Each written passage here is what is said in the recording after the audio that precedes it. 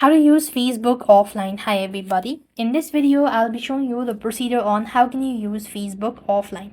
Now you need to understand that Facebook does not work or that cannot be used offline. So basically it runs with the help of an internet. So there is no way you could use offline version of it.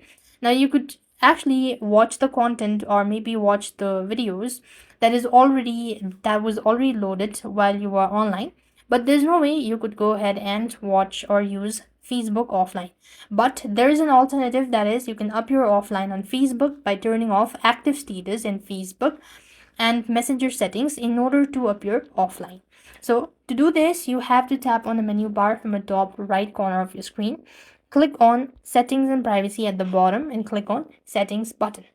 As you click on the settings button over here, you want to scroll down a bit, and here you could find active status, right?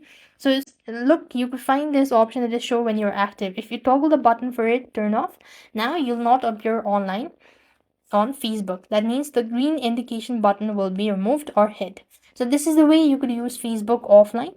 So that is the only alternative solution I can provide with this topic. That's all. I hope the video was helpful. Make sure to like, share and subscribe. Thank you for watching. See you in the next video.